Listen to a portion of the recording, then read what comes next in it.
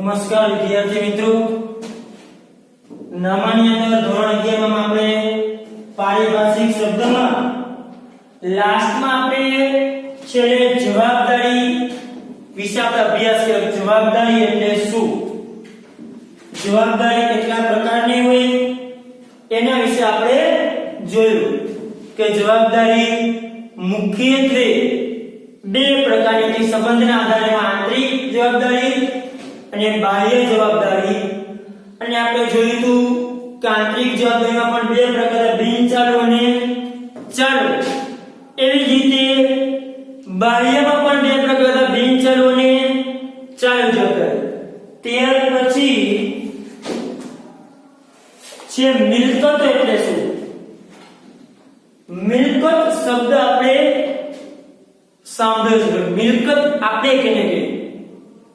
આપણે એવું કહીએ કે ભાઈ આપણી પાસે જે વસ્તુ હોય એ આપણી મિલકત કહેવાય. કે આપણા બાપ દાદાની જમીન હોય તો એ જમીન આપણી શું છે? મિલકત છે. દર્શકો કે તમારી પાસે મિલકત કેટલી છે? તો ભાઈ મિલકત તમારી પાસે કેટલી છે? તો આપણે કહીએ કે મારી પાસે એક મકાન છે. તો મકાન લેવા માટે શું કહેવાય? મિલકત છે આપણી. તો કે મિલકત એટલે આપણે કોઈ જે આપણા માલિકી જેના રૂપિયા આપણે ચૂકવેલું. ધંધાની અંદર જે રીતે જવાબદારી હોય એવી રીતે મિલકત પણ હોય. ધંધાના બે પાસા છે અગત્યના, જવાબદારી અને મિલકત. જેમ જવાબદારી ઊભી થાય સામે ધંધા પાસે કઈ મિલકત પણ હોય. તો કે મિલકત એટલે શું ધંધાની ભાષામાં? તો કે મિલકત એટલે કોઈ પણ દ્રશ્ય કે અદ્રશ્ય વસ્તુ જે ધંધાની માલિકીની હોય અને તેનું નાણાકીય મૂલ્ય હોય એને તો કે મિલકત કહેવાય. તો કે મિલકત એટલે શું? એવી કોઈ પણ દ્રશ્ય કે અદ્રશ્ય વસ્તુ, દ્રશ્ય જોઈ શકતા હોય તો પણ ભલે, અદ્રશ્ય જે તમે જોઈ શકતા નથી એવી કોઈ પણ હોય, દ્રશ્ય હોય તોય ભલે અને આપણે અદ્રશ્ય હોય કેવી વસ્તુ આપણે આગળ આવશે. અદ્રશ્ય કેવી વસ્તુ હોય તો કે એવી કોઈ પણ દ્રશ્ય કે અદ્રશ્ય વસ્તુ કે જેની માલિકી ધંધાની હોય. કેની હોય? તો કે જેની માલિકી ધંધાની હોય અને જેનું નાણાકીય મૂલ્ય હોય એને તો કે મિલકત કહેવામાં આવે છે. આપણે એવું જ કહીએ છીએ કે આપણે મિલકત કેને કહીએ છીએ? કે આપણે મિલકત એવું કહીએ કે જેની માલિકી આપણી હોય એને આપણે મિલકત કહીએ. તો કે એવી દ્રશ્ય અદ્રશ્ય કોઈ પણ વસ્તુ કે જેની માલિકી ધંધાની હોય. પણ માલિકી કેની પાસે હોવો જોઈએ? ધંધા પાસે હોવો જોઈએ. એટલે કોઈ પણ દ્રશ્ય કે અદ્રશ્ય વસ્તુ જેની માલિકી તો કે ધંધાની હોય જેને તો કે મિલકત તરીકે ઓળખવામાં આવે છે. જેનું નાણાકીય મૂલ્ય હોય તે એટલે શું? તો કે મિલકત. તો ભાઈ મિલકત એટલે શું?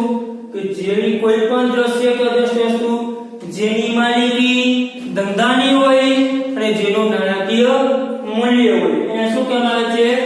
મિલકત. મિલકતની બીજી વ્યાખ્યા એવી છે, મિલકત એટલે આર્થિક સાધનો. કેવા સાધનો? આર્થિક સાધનો જે માલિકે ધારણ કરેલ છે તેમાંથી ધંધાને આર્થિક લાભો થવાના હોય. તો કે બીજી વ્યાખ્યા મિલકતની શું આપી? તો કે મિલકત એટલે એવા આર્થિક સાધનો, આર્થિક સાધનો જેમાંથી આપણને કંઈક લાભ થવાનો છે, જેમાં નાણાંનું રોકાણ કે તમામ પ્રકારના આર્થિક સાધનો જે માલિકે ધારણ કરેલા છે, તેમાં ધંધાએ ધારણ કરેલા છે, જેમાંથી ધંધાને આર્થિક લાભ થવાનો છે. કે એ જે સાધન ધારણ કરેલ છે જેમાંથી ધંધાને કંઈક આર્થિક લાભ થવાના હોય એને પણ શું કહેવામાં આવે છે? મિલકત કહેવામાં આવે છે. ઉદાહરણ તરીકે તમને ઉદાહરણ આપું કે સ્કૂલ, નિર્વિજન સ્કૂલ, જેનું આ બિલ્ડિંગ, જેની આ જમીન, તો કે જમીન એ મિલકત છે. જમીનની માલિકી કેની છે? જે તે પેઢી નંબર નિવેદન સ્કૂલના માલિકી છે. તો કે એને ધારણ કરી, એમાં એને રોકાણ કર્યું, બાંધકામ કર્યું, મકાન બનાવ્યું, એમાં પણ રૂપિયાનો ખર્ચ કર્યો, રોકાણ કર્યું. હવે એને જે કંઈ આ બિલ્ડિંગ બાંધ્યું, જમીન લીધું, જેમાંથી એની મિલકત થઈ, જેમાંથી એને આર્થિક લાભ થયો છે. આ શેના માટે કહ્યું? તો કે જેનાથી એને સ્કૂલમાં વિદ્યાર્થીઓ આવશે, વિદ્યાર્થીઓ ફી આપશે, જેનાથી શું થયો? એટલો ફાયદો થયો. કોઈ પણ કારખાનું હોય, કારખાનું સિરામિકનું, તો કે સિરામિકનું કારખાનું હોય, એ મશીનરી ખરીદી કરે, તો કે જે મશીનરીને લીધી, આ મશીનરીમાં તેને શું થવાનું છે? લાભ થવાનો છે, આર્થિક લાભ થશે. કે મશીનરી લીધી એટલે એને ઉત્પાદન થશે. ગ્લેડ ટાઇલ્સ, એ ટાઇલ્સ ઉત્પાદન કેના કરે? તો કે મશીનરી લીધી એના કરેથી. તો કે મશીનરીથી ઉત્પાદન થયું, તો કે એ જે કઈ ટાઇલ્સ બની એને વેચાણ કર્યું, એનાથી એને શું થયું? લાભ થયો. એટલે કે એવી કોઈ પણ વસ્તુ તમે ધારણ માલિક કહી, જેના માલિકા મશીનરી ધારણ કરે છે, જેનાથી માલિકને શું થયું? લાભ થયો. કે એના કારણે ઉત્પાદન થયું, અને જેના કારણે માલિકને તો કે નફો થતો હોય છે. અને કોઈ પણ જેને કે વસ્તુ કે જેનાથી માલિકને આર્થિક લાભો થવાના હોય, એને પણ શું કહેવામાં આવે છે? મિલકત. મિલકતના મુખ્ય 3 પ્રકાર છે: બિનચાલુ મિલકત, ચાલુ મિલકત અને અવાસ્તવિક મિલકત. નીચે મેં તમને ઉદાહરણ લખ્યું છે. બિનચાલુ મિલકત ઉદાહરણ કયા છે? આ ચાલુ મિલકત ઉદાહરણ છે, અને અવાસ્તવિક મિલકતના ઉદાહરણ છે. આપણે સૌપ્રથમ પહેલા જોઈએ બિનચાલુ મિલકત. તો કે બિનચાલુ મિલકત એટલે કેવી મિલકત? આપણે આગળ જોઈએ બિનચાલુ જવાબદારી. કેવી જવાબદારી? કે જે જવાબદારી 1 વર્ષ કરતા વધુ સમયગાળાની, એ કેવી જવાબદારી કે આપણે બિનચાલુ. તો કે મિલકત છે કે જેનો સમયગાળો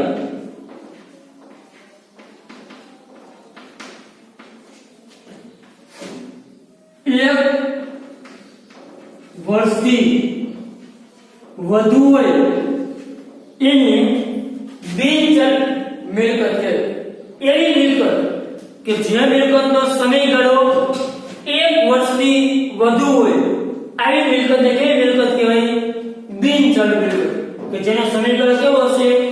1 વર્ષ કરતા વધુ. એટલે કે એવી મિલકતો કે જેનો સમયગાળો 1 વર્ષથી વધુ હોય ને, એને તો કે બિનચાલુ મિલકત કહેવામાં આવે છે. કે જેનો સમયગાળો 1 વર્ષથી વધુ હોય. તો કે આવી કઈ મિલકત? જેને કાયમી મિલકત પણ કહેવાય, જેને સ્થિર મિલકત પણ કહેવામાં આવે છે. તો કે આવી મિલકત કઈ? તો કે બિનચાલુ મિલકતના ઉદાહરણ કયા? તો કે આ બધા જ ઉદાહરણ મિલકતના છે? બિનચાલુ મિલકતના છે. જમીન, મકાન, પ્લાન, યંત્રો, ફર્નિચર, ટ્રેડમાર્ક, પાઘડી, કોપીરાઇટ, આ બધી મિલકતો છે. આ બધી જ મિલકતો બિનચાલુ મિલકતોના ઉદાહરણ છે. કે બિનચાલુ મિલકત એવી મિલકત બધાનો સમયગાળો 1 વર્ષથી કેવો હશે? વધુ. જમીન હોય તો જમીનનો કઈ 1 વર્ષ આપણે વેચી ન દેવાનો, એનો સમયગાળો 1 વર્ષથી વધુ છે. જમીન લઈ લીધી 5 વર્ષ 10 વર્ષથી આપણે જમીન કઈ વેચવાની હોય નહીં. મકાન કઈ દર વર્ષે ધંધા માટે બનાવતા ન હોય. પ્લાન્ટ યંત્રો જે કઈ મશીનરી ખરીદી કરતા હોય, કે વર્ષે ખરીદી ન કરતા હોય, એક વખત મશીનરી ખરીદી કરી, પછી 5 વર્ષે દર જે મશીનરી ખરાબ થઈ ત્યારે પાછી ખરીદી કરવાની થાય. એટલે જેનો સમયગાળો કેવો હોય? 1 વર્ષથી વધુ. પછી ફર્નિચર છે, ટ્રેડમાર્ક, પાઘડી, કોપીરાઇટ, આ બધી ટ્રેડમાર્ક એટલે આપણે જે સિમ્બોલ કહીએ, પાઘડી ધંધાની પ્રતિષ્ઠાનું મૂલ્ય દર્શાવતી મિલકત કહેવાય. પાઘડી જેમ ધંધો જૂનો એમ પાઘડી વધુ હોય. તમારા 12મું ચેપ્ટર છે પાઘડીનું મૂલ્યાંકન. એટલે કે પાઘડી એટલે શું? પ્રતિષ્ઠા. ટૂંકમાં આપણે આગળ રાજા મહારાજા આપણે જોતા પાઘડી ગીરવે મૂકતા, પ્રતિષ્ઠા ગીરવે મૂકતા. પાઘડી ધંધાની પ્રતિષ્ઠા દર્શાવે છે. તમે ડાયરેક્ટ ધંધો શરૂ કરો, ડાયરેક્ટ તમે પ્રતિષ્ઠા બજારમાં ન હોય, સીધા તમારા ધંધાને તમારા જે નામની પેઢી છે રિલાયન્સ કંપની જે શરૂઆત થઈ, ડાયરેક્ટ રિલાયન્સ કંપનીને કોઈ ઓળખ્યા નહીં, પણ જેમ સમય જાય તેમ હવે રિલાયન્સ કંપનીને ઓળખતા થઈ. શા માટે? તો કે પાઘડી ધરા છે, કોપીરાઇટ આપણે હક હોય, કોપીરાઇટ હક મિલકત કહેવાય. નવની દ્વારા આગળ લખેલું હોય કે ભાઈ આ પાઠ્ય પુસ્તકની કોઈ ઝેરોક્સ કરવી નહીં, ગુનો છે, તમે એની કોપી મારી શકો નહીં, ઝેરોક્સ કરીને વેચાણ કરી શકો નહીં, તો કે કોપીરાઇટનો હક મેળવ્યો કહેવાય કે એનો કોઈ કોપીરાઇટ કરી શકે, કોપી મારી શકે ને. આ એક પ્રકારની શું છે? મિલકત. પછી ફ્રેન્ચાઇઝી, અલગ અલગ મોટી મોટી ઓનેસ્ટ એક ફ્રેન્ચાઇઝી છે, તમને ઓનેસ્ટ હોટલ શરૂ કરી દે, તમને ફ્રેન્ચાઇઝી મેળવવી પડે. પિઝા, અલગ અલગ કંપની જે પિઝા છે, મેકડોનાલ્ડ્સ, બરાબર છે, તમે એની ફ્રેન્ચાઇઝી તમારે લેવી પડે, તમે એના નામ પરથી ધંધો શરૂ કરી શકો. KFC સ્ટોર, કર્નલ સેન્ડર્સ જેના માલિક ખૂબ સંઘર્ષ કરી વ્યક્તિ ત્યારે આજે ઈ લેવલ પર પહોંચ્યો છે. 60 વર્ષથી મને પહેલો સ્ટોર ખોલ્યો તો KFC, કર્નલ સેન્ડર્સ. તો KFC જે સ્ટોર છે, આપણે ઘણી જગ્યાએ KFC બ્રાન્ડ જોઈ છે, ભારતમાં પણ, ગુજરાતમાં પણ, મોરબીમાં પણ તમે ફ્રેન્ચાઇઝી મેળવી છે તમે. તો કે આપણે સ્ટોરનું નામ પરથી આપણે વેચાણ કરવું હોય તો તમારી પાસેથી ફ્રેન્ચાઇઝી મેળવવી પડે, અમુક તમારે રૂપિયા ભરવા પડે. તમને ફ્રેન્ચાઇઝી તમે નામ પરથી પિઝા બનાવી શકો, જે કઈ વસ્તુ બનાવે છે, બર્ગર, પિઝા, એ તમે બનાવી શકો છો. તો કે આ શું છે? જે વ્યક્તિ શરૂ કરવા માટે શું થઈ? મિલકત. હવે એ મિલકત થઈ ગઈ KFC વાળા માટે. હવે કોઈ પણ ફ્રેન્ચાઇઝી એના પાસેથી શું મેળવ્યો છે? ના ના, અમારું નામ તમે ઉપયોગ કરી શકો, પણ તમારે અમને આટલા રૂપિયા ચૂકવવા પડશે. તો કે આ શું થઈ? બિનચલ. બિનચલ મિલકત કેવી મિલકત? કે જે મિલકતનો સમયગાળો 1 વર્ષથી વધુ હોય એવી મિલકતને બિનચાલુ મિલકત કહેવામાં આવે છે. આ બધી જ કઈ મિલકત છે? બિનચાલુ. ત્યાર પછી દ્રશ્ય મિલકત. તો કે દ્રશ્ય મિલકત એટલે કઈ મિલકત? તો કે દ્રશ્ય મિલકત એટલે એવી મિલકતો કે જેનું ભૌતિક અસ્તિત્વ હોય,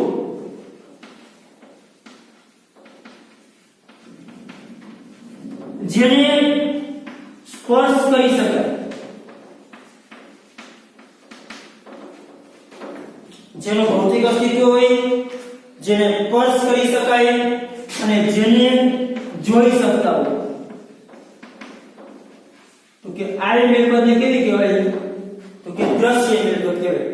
દ્રશ્ય મિલકત એટલે એવી મિલકત કે જે મિલકતનું ભૌતિક અસ્તિત્વ છે, જમીન જેનું અસ્તિત્વ છે, મકાન જેનું અસ્તિત્વ છે, તો કે આ અસ્તિત્વ એને સ્પર્શ કરી શકતા હોય, જેને જોઈ શકતા હોય, નળી આંખે જોઈ શકાતી હોય, આવી મિલકત એટલે દ્રશ્ય મિલકત. તો કે જમીન છે, તો કે જમીન દ્રશ્ય મિલકત દ્વારા કહેવાય. જમીનને સ્પર્શ કરી શકાય, જોઈ શકાય, તો કે જમીન. મકાન જોઈ શકીએ આપણે, સ્પર્શ કરી શકીએ, તો કે આ પછી મકાનની કઈ મિલકત કહેવાય? દ્રશ્ય. ત્યાર પછી યંત્રો આપણે જોઈ શકીએ, તો કે આ સ્પર્શ કરી શકીએ, તો કે આ. તો કે દ્રશ્ય મિલકત એવી મિલકતો કે જે મિલકતોને જોઈ શકાતી હોય, સ્પર્શ કરી શકાતી હોય, જેનું ભૌતિક અસ્તિત્વ છે, એવી મિલકત. કઈ મિલકત? દ્રશ્ય મિલકત. ખાસ જોજો, આ તમામ મિલકત બિનચાલુ છે. બિનચાલુ મિલકત બધી આવી ગઈ, પણ એમાંથી જમીન, મકાન, યંત્રો, પ્લાન્ટ, આ બધી કઈ મિલકત છે? તો કે આ જે મિલકત છે, આ મિલકત કેવી છે? દ્રશ્ય મિલકત છે, જે બિનચાલુ મિલકતનો જ એક ભાગ છે. કેનો ભાગ છે? બિનચાલુ મિલકતનો જ ભાગ છે, એનો જ પેટા પ્રકાર છે. એમાં જમીન, મકાન, યંત્રો, પ્લાન્ટ આ બધી છે બિનચાલુ મિલકત. પણ બિનચાલુ કેવી? તો કે દ્રશ્ય મિલકત, કે જેને જોઈ શકાય છે, સ્પર્શ કરી શકાય છે, જેનું અસ્તિત્વ છે, એવી મિલકતને દ્રશ્ય બિનચાલુ મિલકત કહેવાય છે. કે બિનચાલુ મિલકત ભાગ છે કઈ છે? દ્રશ્ય મિલકત. બિનચાલુ જેનો આનો બધાનો સમયગાળો 1 વર્ષથી વધુ જ છે, પણ આ કેવી છે? દ્રશ્ય.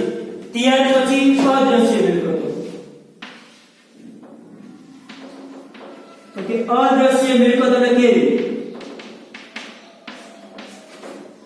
તો કે આનાથી બધું જ વિરુદ્ધ, જેનું ભૌતિક અસ્તિત્વ ન હોય, જેને સ્પર્શ કરી શકાય નહીં, તો કે અસ્તિત્વ ન હોય,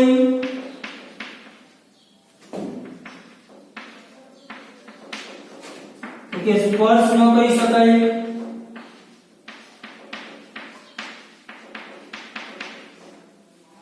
જેને જોઈ શકાય નહીં, તો કે આ કઈ મિલકત કહેવાય? તો કે આ મિલકત છે અદ્રશ્ય મિલકત છે.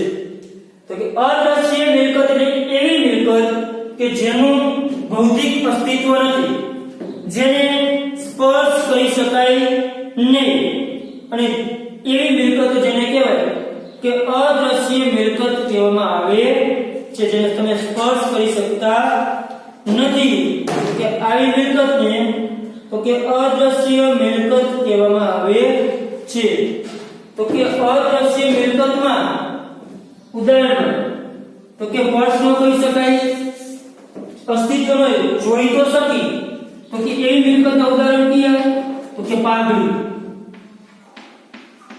Pattern, trademark, franchise. આ બધી કેવી છે? અદ્રશ્ય મિલકત, જેનું અસ્તિત્વ નથી, જેના આપણે સ્પર્શ છે. તો પાઘડી પ્રતિષ્ઠા છે, પ્રતિષ્ઠા આપણે જેને કહેવાય કે સ્પર્શ કરી શકતા નથી, કે આટલી પ્રતિષ્ઠા છે. તો કે પાઘડી, પેટર્ન, ટ્રેડમાર્ક, કોપીરાઇટ છે. આ બધી કેવી મિલકત છે? કે આ બધી મિલકત જે છે એ અદ્રશ્ય મિલકત છે, જેનું અસ્તિત્વ નથી, જેને સ્પર્શ નથી કરતી, જેને જોઈ શકાતી પણ નથી, એવું કહી શકાય. બરાબર છે? તો કે આ મિલકત જે છે એ અદ્રશ્ય મિલકત છે, જે પણ બિનચાલુ મિલકતનો જ ભાગ છે. બિનચાલુ મિલકતમાં તમામ પ્રકારની મિલકતો આવે છે, એમાં આ અદ્રશ્ય મિલકત છે, આ કઈ છે? દ્રશ્ય મિલકત. તેમાં બે ભાગ આવે છે, દ્રશ્ય અને અદ્રશ્ય. દ્રશ્ય એટલે કે જેને જોઈ શકાય, જેનું અસ્તિત્વ છે, કેવી છે? દ્રશ્ય. જેને જોઈ શકતા નથી, જેનું સ્પર્શ નથી કરી શકતા, જેનું અસ્તિત્વ નથી, એવી મિલકતને કેવી કહેવાય? તો કે અદ્રશ્ય મિલકત કહેવામાં આવે છે. અદ્રશ્ય મિલકતના ઉદાહરણ પાઘડી, પેટર્ન, ટ્રેડમાર્ક, કોપીરાઇટ. એક હક છે, એક ભલે પુસ્તકનું લખાણ જે કઈ છે, પણ હક તમે કોપીરાઇટ હક મેળવ્યો છે, કે જે એક તમારી મિલકત તરીકે ભાગ ભજવે છે. કે કોપીરાઇટ તમે હક મેળવ્યો, તમારી પાસે કાગળ આવી ગઈ, તો તમારી ડાયરેક્ટ કોઈ કોપી કરી શકશે નહીં, તમારા માટે અદ્રશ્ય પ્રકારની મિલકત છે, એ કોઈને વેચાતી નહીં આમ. બરાબર? જેને આમ સ્પર્શ નથી કરી શકાતો. ટ્રેડમાર્ક, ફ્રેન્ચાઇઝી, તમે ફ્રેન્ચાઇઝી મેળવી હોય, તમારી સાફ પ્રતિષ્ઠા વહી ગઈ, તમે ફ્રેન્ચાઇઝી તમે કોઈને વેચો, ખાલી ફ્રેન્ચાઇઝી આ તમે મારા નામનો ખાલી ઉપયોગ કરી શકશો, એને કોઈ મિલકત નથી વેચતા. કાલે ભાઈ વસ્તુ તને આપું છું, તમે એને ભાઈ તમારું શું આપ્યું? નામ આપ્યું. ભાઈ આ લ્યો મારું આ નામ. તો કે જે માત્ર નામ આપો છો એ શું કહેવામાં આવે છે? તો કે અદ્રશ્ય મિલકત કહેવામાં આવે છે. ત્યાર પછી આપણે ચાલુ મિલકત છે.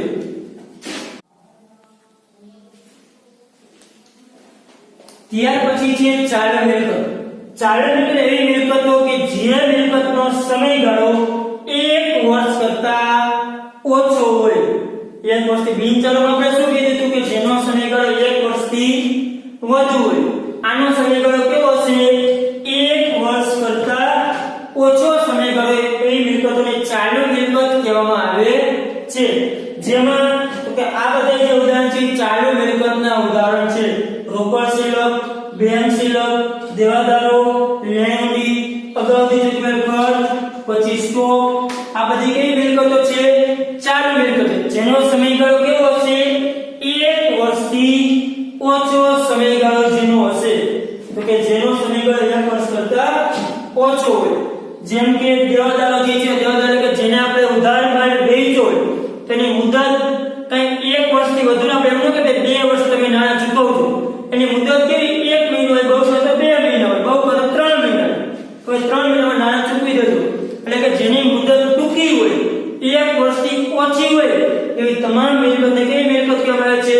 તો કે ચાલુ મિલકત કહેવામાં આવે છે, જેનો સમયગાળો એક વસ્તુ કેવો હોય ઓછો રોકડ સિલક બેંક સિલક તો કે રોકડ સિલક જે છે એ રોકડ સિલક જેટલી હોય એટલે એમ સ્થિર રહેતી નથી આપણે ખબર છે કે ધંધો લઈને બેઠા હોય તો રોકડ સિલક અને બેંક સિલકમાં સતત ફેરફાર જોવા મળતો હોય છે સતત ને સતત બદલ્યા કરે છે રોકડ સિલક અને બેંક સિલક એના જેને કે સતત ને સતત બદલતી હોય છે આજે 50,000 રોકડ સિલક હોય તો અઠવાડિયા પછી કે કાલે વળીમાં ફેરફાર થાય વધે અથવા તો ઘટે પણ એટલે કે એ કઈ મિલકત છે ચાલુ મિલકત તે પછી લેણી ઊંડી જે છે લેણી એક પ્રકારનો દસ્તાવેજ છે જેમ ચેક લખી છે તે ઊંડી લખવામાં આવે છે અને એક પ્રકારની જવાબદારી છે એ આપણે આગળના પારિભાષિક શબ્દમાં આવશે જ આગળ દેવાદાર એટલે શું લેણી ઊંડી એટલે શું તો કે ચાલુ મિલકત ઉપયોગ કરે કે જેનો સમયગાળો કેવો હોય 1 વર્ષ કરતા ઓછો હોય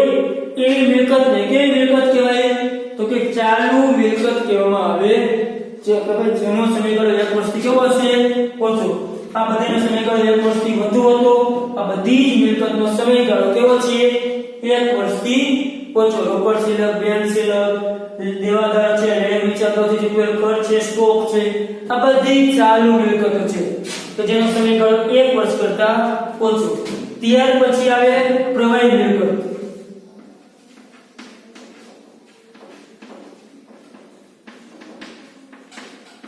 પ્રવાહી મિલકત એવી મિલકતો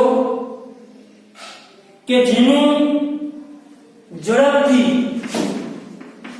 રોકડમાં રૂપાંતર કરી શકાય કે પ્રવાહી મિલકત એવી મિલકતો કે જેનું ઝડપથી રોકડમાં તમે રૂપાંતર કરી શકતા હોય એવી તમામ મિલકતોને પ્રવાહી મિલકત કહેવાય પ્રવાહી મિલકતમાં સામાન્ય રીતે તમામ ચાલુ મિલકતનો સમાવેશ થાય પરંતુ ચાલુ મિલકતનો સમાવેશ થાય પણ એક સ્ટોક સિવાયની એક સ્ટોકનો સમાવેશ થાય નહીં સ્ટોક સિવાયની બધી જ ચાલુ મિલકત જે છે એ બધી કઈ કહેવાય પ્રવાહી મિલકત કહેવાય રોકડ સિલક બેંક સિલક દેવાદારો લેણ ઊંડી આ બધી ચાલુ મિલકત જે છે એ બધી જ ચાલુ મિલકતનો પ્રવાહી મિલકતમાં સમાવેશ થાય છે એનો જે પેટા પ્રકાર છે પણ એક સ્ટોક લેવામાં આવતો નથી પ્રવાહી મિલકત એવી મિલકત કે જેનું તમે ઝડપથી રોકડમાં રૂપાંતર કરી શકતા હોય કે ઈ મિલકતને તમે રોકડમાં રૂપાંતર કરી શકો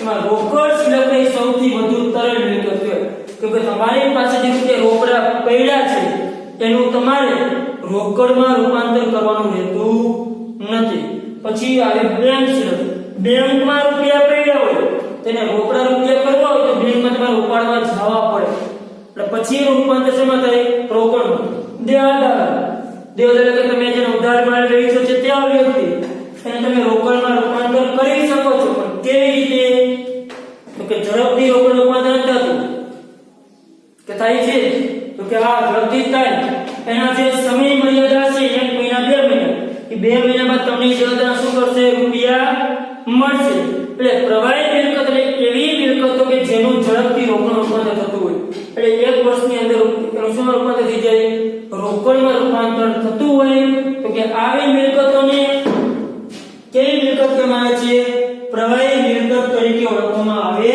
છે જેનું ઝડપથી તો કે રોકડમાં રૂપાંતર શક્ય છે ત્યાર પછી આવશે વાસ્તવિક મિલકતો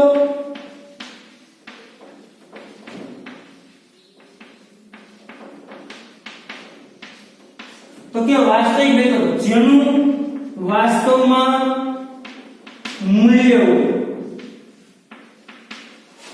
તો કે જેના વેચાણમાંથી નાણાં પ્રાપ્ત થાય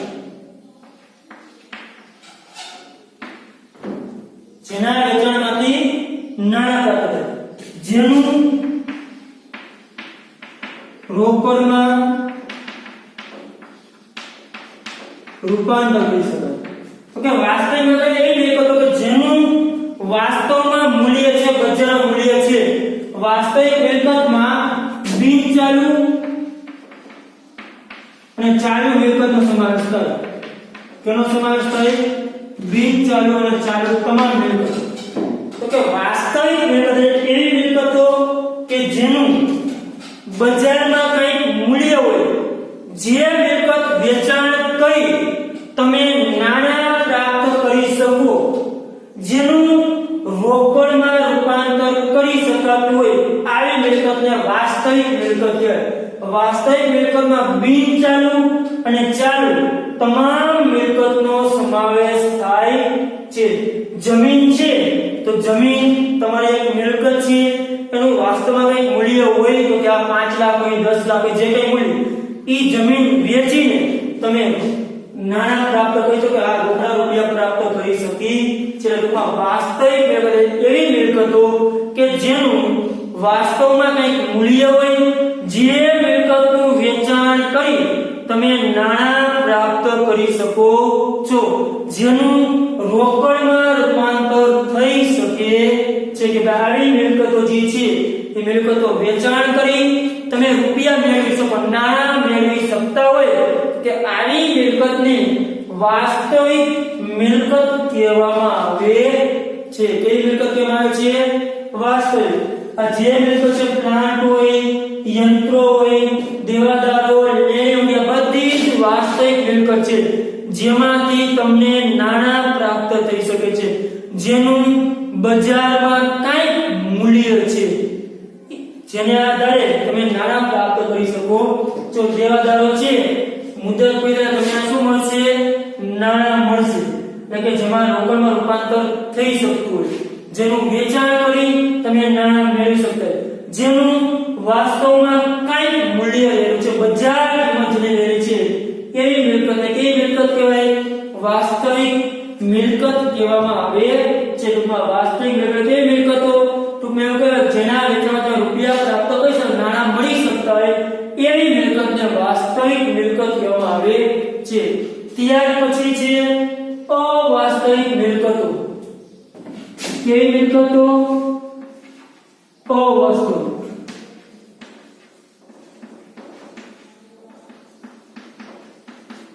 તો કે અવાસ્તવિક મિલકત કેવી મિલકતો? તો કે અવાસ્તવિક મિલકત જેનું ઉપજ મૂલ્ય શૂન્ય હોય, જેનું કોઈ મૂલ્ય હોય છે, આ મિલકતનું રોકડમાં રૂપાંતર થતું નથી. તો કે આ મિલકત એક પ્રકારનો બિન પુનરાવર્તિત ખર્ચ કહેવાય. શું કહેવાય? એક પ્રકારનો ખર્ચ કહેવાય. ખરેખર તમારી મિલકત આમ કહી શકાતો નથી. આ ખર્ચનો લાભ 1 વર્ષથી વધુ વર્ષ માટે વપરાય છે.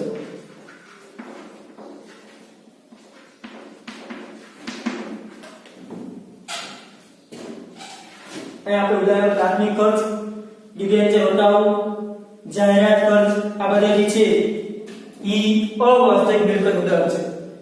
તો કે આ મિલકત ઉપજ મૂલ્ય શૂન્ય હોય, એક બિન પુનરાવર્તિત પ્રકારનો ખર્ચ કહેવાય, જેનું રોકડ રૂપાંતર થઈ શકતું નથી. આ ખર્ચ 1 વર્ષથી વધુ સમયગાળા માટે તમે લાભ લઈ શકો છો, જેને અવાસ્તવિક મિલકત. દાખલા તરીકે જાહેરાત ખર્ચ, તમે જાહેરાત કરી, આ જે જાહેરાત કરી છે એ જાહેરાત તમે 5 વર્ષ સુધી લ્યો છો, અત્યારે જાહેરાત તમે 10 રૂપિયા ચૂકવી દીધા, ખર્ચ જ છે જાહેરાતના ચૂકવા, તો તમારા માટે શું થઈ? ખર્ચ થઈ ભાઈ, ખર્ચ પેટે રકમ ચૂકવી. પણ લાભ તમે 5 વર્ષ લીધો તો 10 વર્ષ બરાબર કેટલા ભાગ મળે? તો 2000 રૂપિયા. તો કે આ વર્ષ તો 2000 કર, તો કે 8000 રૂપિયા પડ્યા રહે કે ભાઈ આવતા વર્ષે આપણે જાહેરાત કરવી પડશે નહીં. એટલે એક પ્રકારની મિલકત સ્વરૂપે રૂપિયા પડ્યા. અવાસ્તવિક, જેનું વાસ્તવમાં કોઈ મૂલ્ય પણ આમ શું કહેવાય? મિલકત જેવું ગણે છે કે આવતા વર્ષે જાહેરાત નહીં કરવી પડે, કેટલા રૂપિયા આપણા બચશે. એ પછી પ્રાથમિક ખર્ચ, ધંધો શરૂ કરવા માટે તમે અમુક ખર્ચ કર્યો, એ ખર્ચ કે પછી ક્યારે કરવાનો થતો હોય નહીં, પણ ધંધો શરૂ કરવા માટે જે ખર્ચ કર્યો છે ડાયરેક્ટ માંડી ન હોય, પણ 10 વર્ષથી માંડી હોય કે 10 વર્ષથી કાઢે, એક જ વર્ષમાં માંડી હોય છે, તો એ વર્ષે ડાયરેક્ટ ખર્ચમાં ધ્યાનમાં ન લે, પણ ધીમે ધીમે એ ખર્ચ માંડી હોય તો જે ખર્ચ હોય તેના કારણે ધંધો આજે ચાલે છે. તો કે આ એક પ્રકારની શું થાય? પછી મેં માની કે 50,000 રૂપિયાનો ખર્ચ કર્યો, જે કઈ દસ્તાવેજ ને બધું કમ્પ્લીટ કરો, પછી ધંધો 10 વર્ષમાં 50,000 એટલે વર્ષે માંડી વાળે નહીં, 10 વર્ષમાં માંડી વાળે, તો આ વર્ષે 5,000 રૂપિયા ખર્ચ, અને બાકીના 9 વર્ષને શું કહેવાય કે મિલકત કહેવાય. 45 પેજ આપણે મિલકત કે ખર્ચ કરવો પડશે નહીં. ડિબેન્ચર વટાવ, જે ડિબેન્ચર બહાર પાડે છે એ વટાવથી બહાર પાડે. તો કે વટાવથી શેર ડિબેન્ચર તમારે આગળ આવશે. શેર એટલે શું, ડિબેન્ચર એટલે શું, એસપી માં આવશે, 12 માં આવશે. તો કે ભાઈ શેર શબ્દ તમે સાંભળ્યો કે જેમ શેર બહાર પાડે રિલાયન્સ કંપની, શેર કોઈ પણ વ્યક્તિ ખરીદી કરી શકે. મારે તો હું શેરની ખરીદી કરી શકું. આપણે ઘણા લોકો શેરની ખરીદી કરતા હોય, બરાબર છે. તો કે શેર કઈ રીતે ખરીદી નાખે કે પ્રોસેસ હોય. તમારે ખાતું ખોલવું પડે, તમારા ખાતામાં શેર જમા થાય, મારા આટલા શેર એટલા રૂપિયા તમારે રોકાણ કરવું પડે, પછી શેરના ભાવ વધે તમે વેચી નાખો. આપણે શબ્દ સાંભળતા કે શેરની બજાર કિંમત તેજ વધીને આવે છે. તો કે ડિબેન્ચર એટલે શું કે ભાઈ આપણા ડિબેન્ચર કોઈ મૂળ ભાવે લેતા ન હોય, વટાવે બહાર પાડવા હોય. 10 રૂપિયામાં આપણી વસ્તુ ટૂંકમાં કોઈ લેવા તૈયાર નથી. 10 રૂપિયાની વસ્તુ આપણી 10 રૂપિયામાં કોઈ લેવા તૈયાર, 9 માં કોઈ લઈએ રૂપિયાનું આપણે નુકસાન ભોગવવું પડે. એટલે આપણે એ 10 માં કોઈ બીજ પડે, 10 માં નથી લેવી, 9 માં દેવી. આપણે આવી છે 10 માં અને આપણે 9 માં વેચવી પડે છે. જવા દઈએ છે વસ્તુ આ ટૂંકમાં વટાવવું નુકસાન. એ રીતે જે ડિબેન્ચર બહાર પાડે, ડિબેન્ચર હોય 10 રૂપિયા એક પ્રકારનું દેવથી. મેં 1000 ડિબેન્ચર ખરીદી કરી તો 1000 મેં 10 રૂપિયાના કંપની ડિબેન્ચર લીધા, એની મુદતે કંપની એ મુદતે મને નાણાં શું કરવું પડે, પરત કરવાનું. 10 રૂપિયા મેં લેવા તૈયાર નથી, કંપનીને રૂપિયાની જરૂર છે, કંપની ભાઈ 9 માં વેચો, હવે જોતા હોય તો 9 રૂપિયા વેચો, મને કંપની આપવાના કેટલા 10,000 5 વર્ષ જે મુદત હોય તે. એટલે જે 1000 રૂપિયા કંપની જે ભાઈ કોઈ ડિબેન્ચર વટાવ કરે આ એક પ્રકારનો જે ખર્ચ એક જ વર્ષમાં માંડ્યો કે ડિબેન્ચર તો 5 વર્ષ નાણાં ચૂકવવાના છે ને, રૂપિયા અત્યારે લે 5 વર્ષમાં ખર્ચ માંડ્યો થાય તો આ એક પ્રકારની કેવી કહેવાય, અવાસ્તવિક મિલકત કહેવામાં આવે છે. એટલે આટલા મિલકતના પ્રકાર આપણે જોઈએ. મિલકતના મુખ્ય તો કેટલા છે, 3 પ્રકાર છે. પછી બિનચાલુમાં દ્રશ્યના પેટા પ્રકાર હતા. ચાલુ મિલકતમાં ચાલુ પ્રવાહીનો પેટા પ્રકાર હતો અને ખરેખર વાસ્તવિક પેટા પ્રકાર છે. વાસ્તવિકમાં બિનચાલુ ચાલુ કઈ આવી જતું અને છેલ્લે હતી અવાસ્તવિક મિલકતો. જેટલા પારિભાષિક શબ્દ આપણે સમજ્યા, દરેક પારિભાષિક શબ્દ તમારે પેન ઉપર વ્યવસ્થિત રૂપે લખવાના છે. ચાલો થેન્ક યુ.